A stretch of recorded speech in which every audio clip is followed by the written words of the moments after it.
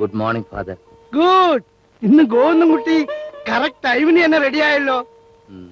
Early to bed, early to rise. That is the way to fruitful long life. കുട്ടികൾ എഴുന്നേറ്റോ ഗോവിന്ദൻകുട്ടിയെ? ഇല്ല. മടിയന്മാരാ. ഗോവിന്ദൻകുട്ടി അവരെ ഒന്ന് വിളിച്ചുണർത്താൻ നോക്ക്. ഞാൻ അടുക്കളയിലോട്ടൊന്ന് കയറട്ടെ. രാവിലെ കാപ്പിക്ക് എന്തെങ്കിലും ശരിയാക്കണ്ടേ?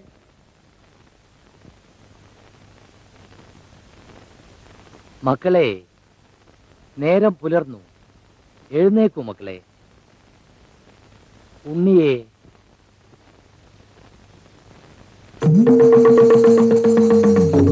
രാജുവേ, ഗുഡ് മോർണിംഗ്. Good morning. ആ, വേഗം എഴുന്നേറ്റ് റെഡിയാവൂ. കാപ്പി കുടിച്ചിട്ട് ഓഫീസിൽ പോകേണ്ടതല്ലേ?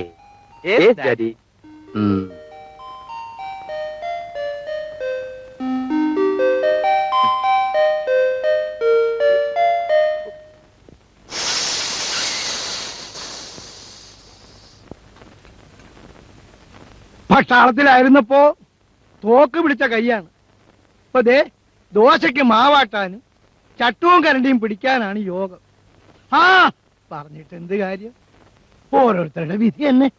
ആണും പെണ്ണോട്ട് ഒരൊറ്റ മകനാ, എന്ത് പ്രയോജനം? ഭാര്യ മരിച്ചു പോയെന്ന് വെച്ച് മറ്റൊരു കല്യാണം കഴിച്ചാൽ ആകാശം കിഴിഞ്ഞു വിടും. ഒന്നുമില്ലെങ്കിൽ ഇവിടുത്തെ കാര്യങ്ങൾ നോക്കാനെങ്കിൽ ഒരാളാവില്ല. കഴിയില്ല, അത്ര തന്നെ. ഒന്നും അറിയാത്തത് പോലുള്ള അച്ഛന്റെ ഈ വർത്തമാനം കേൾക്കുമ്പോഴാ എന്തുകൊണ്ടാ വേറൊരു വിവാഹത്തെ കുറിച്ച് ആലോചിക്കുക പോലും ചെയ്യാതെ ഞാൻ ഈ കാവ്യവസ്ത്രം ഇട്ടുകൊണ്ട് നടക്കുന്നത്? ഞാൻ എന്താ വലിയ ഭക്തശിരോമണിയായിട്ടാ? അല്ലല്ലോ. ഈ കുട്ടികളുടെ ഭാവി ഓർത്ത സരസ്വതി മരിച്ച ഉടനെ ഞാൻ മറ്റൊരു വിവാഹം കഴിച്ചിരുന്നെങ്കിൽ എന്തായേനെ ഈ കുട്ടികളുടെ സ്ഥിതി? ഞാനൊന്നും പറയണില്ലേ, മതിയല്ല.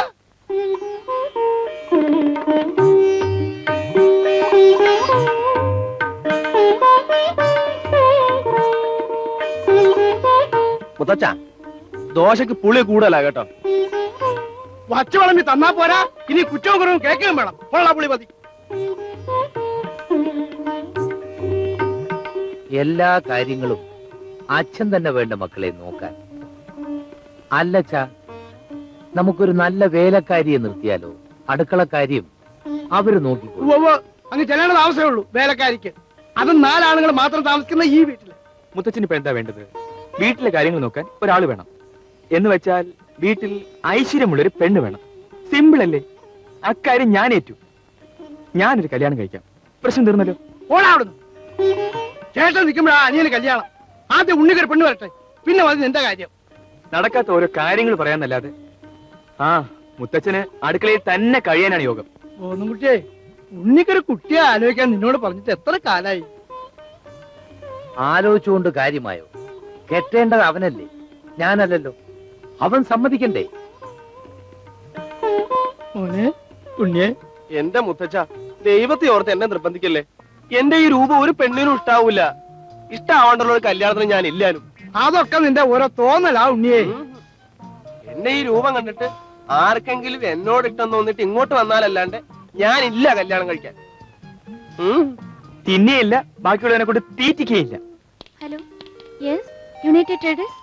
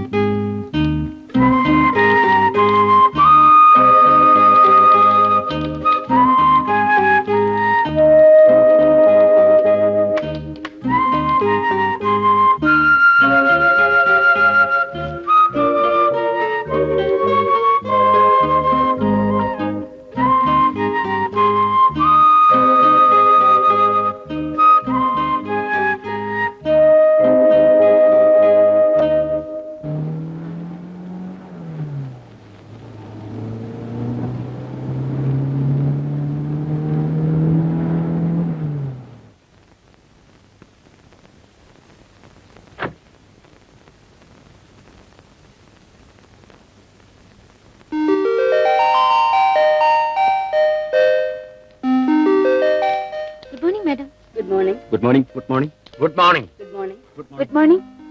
Good morning. Good morning. നമസ്തേ.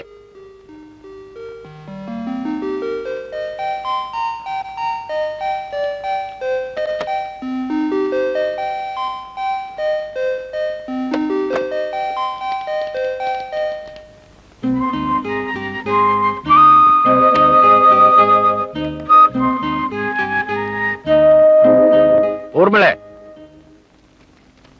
ആ എസ്റ്റിമേറ്റ് ഇന്നത്തെ മെയിലിൽ പോകേണ്ടതാ. ശരി സർ. രാജു, സർ. ഇന്നലെ തന്ന എസ്റ്റിമേറ്റിന്റെ ഡീറ്റെയിൽസ് ഇതേവരെ വർക്കൗട്ട് ചെയ്ത് കിട്ടിയിട്ടില്ല. ഇപ്പൊ ശരിയാക്കാം സർ.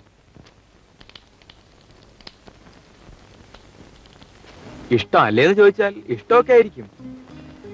ആണായി പറഞ്ഞാൽ പിന്നെ പെണ്ണിനെ ഇഷ്ടപ്പെടാതെ എങ്ങനെയാ? കക്ഷിയുടെ പ്രശ്നം ഒരു തരം കോംപ്ലക്സ് ആണ്. തന്റെ ആ കോലം കണ്ടാൽ പെണ്ണുങ്ങൾക്ക് ഇഷ്ടപ്പെടില്ല എന്ന് ഒരു മുൻവിധി. അത്രയ്ക്ക് ബോറാണോ രാജുവിന്റെ ചേട്ടന്റെ കോലം? പറയുമ്പോ കാര്യം പറയണമല്ലോ. നമുക്കറിഞ്ഞൂടെ സാമാന്യം ബോറാണ് കോലമെന്ന്? രാജു വിചാരിച്ച ചേട്ടനൊന്ന് മാറ്റിയെടുക്കാൻ പറ്റില്ലേ? ഓ, അങ്ങ് വിചാരിക്കാത്ത കുഴപ്പമേ ഉള്ളൂ. കക്ഷി ഒരു ടൈപ്പാണെന്നേ. വിശ്വാമിത്രന്റെ മനസ്സ് ഇളകണമെങ്കിൽ വല്ല മേനകയും വരണം. അല്ലാണ്ട് ഞാൻ വിചാരിച്ചാൽ എന്ത് ചെയ്യാനാ? നമ്മൾ ഒരു മേനകയെ സംഘടിപ്പിച്ചെടുത്താലോ? അതിന് അങ്ങേരെ അങ്ങോട്ട് കയറി ഇഷ്ടപ്പെടാൻ ഒരു പെണ്ണിനെ കിട്ടണ്ടേ? എന്നും പറഞ്ഞിരുന്നാലേ നമുക്കങ്ങ് കയറി വയസ്സാവും. പറഞ്ഞേക്കാം. ആ ഊർമിളെ, നിന്റെ ചേച്ചിയില്ലേ രോഹിണി, ഉം. അവരെ പിടിച്ച് ചേട്ടന്റെ പിടലിക്ക് ഫിറ്റ് ചെയ്താൽ എങ്ങനെയാ? ചേച്ചിയോ? ആ, അങ്ങോട്ട് ചെല്ലേ. ആണുങ്ങളെ കണ്ണെടുത്താ കണ്ടുകൂടാത്ത പ്രകൃതമാ ചേച്ചിയുടെ. അതെനിക്കറിയാം. പക്ഷേ അരവും അരവും കൂടി ചേർന്നാലല്ലേ കിന്നരമാകൂ. എനിക്കൊരു ഐഡിയ തോന്നുന്നു. നമുക്കതൊന്ന് നോക്കിയാലോ? ഉം. ഒത്താൽ ഒത്തുന്നേ, അല്ലെങ്കിൽ ഒരു തമാശയെങ്കിലും ആകുമല്ലോ.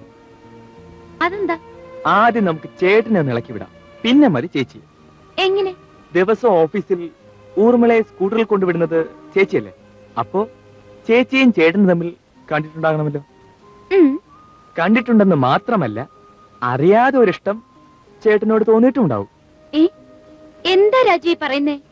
ചേച്ചിക്ക് ഉണ്ണേട്ടനോട് ഇഷ്ടമോ? നല്ല കാര്യമായി എന്ന് നമ്മൾ സ്ഥാപിക്കുന്നു. ഉം. അത് തുറന്നു പറഞ്ഞുകൊണ്ട് ചേച്ചി ചേട്ടനൊരു കത്തയക്കുന്നു. ഏ? എന്ന് വച്ചാൽ ചേച്ചിയുടെ പേര് വെച്ച് നമ്മൾ എഴുതുന്നു. ആ, ഓക്കേ? ഓക്കേ.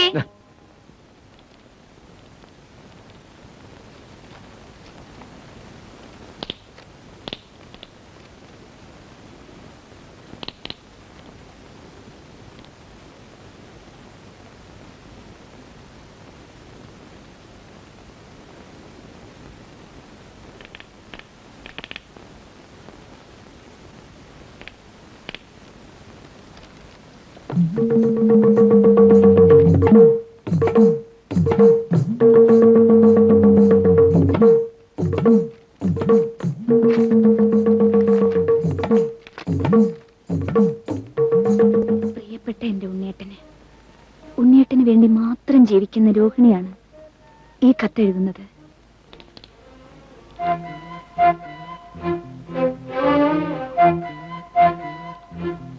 എനിക്ക് ഉണ്ണിയേട്ടനെ നേരിൽ കണ്ട് ഒരുപാട് സംസാരിക്കാനുണ്ട്. എന്റെ ഹൃദയത്തിൽ ഉണ്ണിയേട്ടന് മാത്രമേ സ്ഥാനമുള്ളൂ. എന്റെ ദേവ, എന്റെ പ്രാണനാഥ, എന്നെ സ്വീകരിക്കൂ. എന്റെ മോഹങ്ങളെല്ലാം പൂവണിക്കൂ.